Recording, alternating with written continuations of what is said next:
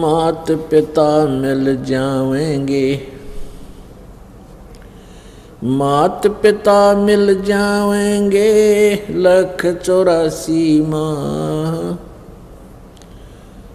सतगुरु सेवा और ये बंदगी भाई फेर मिलन की नाम। परमात्मा पूर्ण ब्रह्म स्वयं ही आकर के आप जी को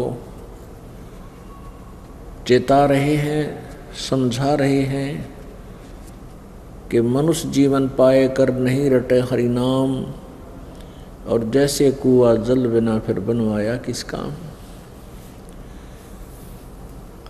काल भगवान ने हमारे को वास्तविकता से अपरिचित रखा हुआ है। हमें ये ही नहीं मालूम हम कौन हैं, कहाँ से आए हैं, क्या उद्देश्य है हमारा। हम जिस क्रिया में समर्पित हैं, जिन कर्मों में हम समर्पित हैं, ये किस उद्देश्य से हम कर रहे हैं।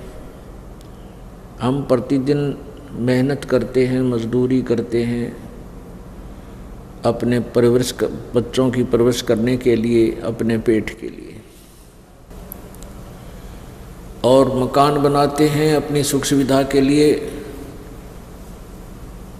और जिन बच्चों को हम सुखी देखना चाहते हैं, जिनके लिए हम दिन रात मजदूरी करते हैं, मेहनत करते हैं, उन्हीं का नहीं पता कब यहाँ से मृत्यु हो जावे, देहांत हो जावे। तो हम इस विषय पर विशेष चिंतन नहीं कर पाते, केवल रोना ही शेष रह जाता है।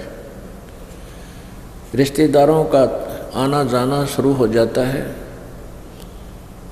और फिर अंत में यही निष्कर्ष निकलता है कि भी यहाँ तो सभी के साथ ऐसा ही होता है। सांत्वना देते हुए कहते हैं कि देखो उनका एक ही पुत्र था, वो मृत्यु को प्राप्त हुआ, आपके तो 3 हैं, एक ही मृत्यु को प्राप्त हुआ है। तो ऐसे संतोष कर लेता है वो व्यक्ति जिसके 3 पुत्रों में से एक की मृत्यु होगी। कैसे संतोष कर लेता है कि उसको बताया जाता है कि देखो अमुक व्यक्ति का एक ही पुत्र था, वो भी मृत्यु को प्राप्त हुआ। शांत हुए, समय आने पर कुछ दिन में ये जख्म भर जाता है, फिर उसी स्पीड को फिर पकड़ जाते हैं, भूल जाते हैं। परमात्मा हमें आकर के याद दिलाते हैं कि ये काल की भूल भुलैया है। इस काल भगवान ज्योति निरंजन अर्थात ब्रह्म को एक श्राप लगा हुआ है, इसको एक बीमारी लगी हुई है, जिसके कारण ये 1 लाख मानव शरीरधारी प्राणियों का नित आहार करता है। ये ऊपर स्थूल शरीर यूजलेस है उसके लिए, जैसे काजू, जैसे बादाम के ऊपर गिरी अंदर होती है, ऊपर उसके कवर होता है, तो कवर खाने का नहीं होता, उसके अंदर गिरी बन जाती है, वो खाने की होती है। ऐसे ही इस स्थूल शरीर के अंदर एक सूक्ष्म शरीर है। हम सारे जीवन में जो भी खट्टे मीठे चटपटे आहार करते हैं या कोई अन्य व्यसन करते हैं, उन सब का सूक्ष्म शरीर के ऊपर जा करके लग जाता है।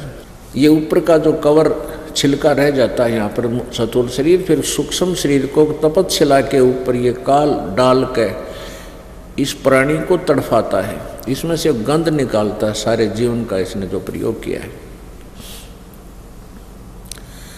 उसको फिर ये बड़े आनंद से खाता है। पुण्यात्मा आप यहाँ भी देखते हो ये मांस खाते हैं। कोई मुर्गा काट दिया, मुर्गा तो चिल्ला रहा है, तड़फ रहा है, बकरा काट लिया, उसको मांस बना रहे हैं, खाने के लिए तैयारी कर रहे हैं। उधर बकरा चिल्ला रहा था, उधर बकरे के बच्चे भी चिल्ला रहे होते हैं, क्योंकि जब बकरों में से किसी एक को निकाल कर कसाई ले जाता है, बाकी काफ़ी देर तक म्या म्या म्या म्या करते हुए एक दूसरे से चिपकते रहते हैं, छुपते रहते हैं, तो रो पीट कर वह चुप हो जाते हैं। अब एक बकरे की जान गई और खाने वाला टेस्ट उंगली चाट रहा है, बहुत अच्छा मीट बना है। तो ये काल भगवान जो मन रूप में है, ये काल भगवान ही है। उसी का एजेंट है। तो ऐसे जैसी क्रिया ये खुद कराता है, फिर उसी का टेस्ट और सूक्ष्म रूप बना करके ये सूक्ष्म शरीर में पहुंचा देता है उसको। फिर ये 21वें ब्रह्मांड में बनी तपतशिला के ऊपर भूनकर ये काल भगवान उसमें से गंध निकाल कर खाता है, पीता है। इस उद्देश्य से इसने हमें वास्तविकता से दूर रखा हुआ है। आज तक न तो कोई ऋषि क्लियर कर पाया कि कौन भगवान है, कैसा है, कहाँ रहता है। और हम और आपकी तो औकात क्या कि हम इस काल के जाल को समझ सकें। परमेश्वर ने आकर के ये काल का जाल हमें समझाया, उसके लिए हमें रह रह कर बताया है।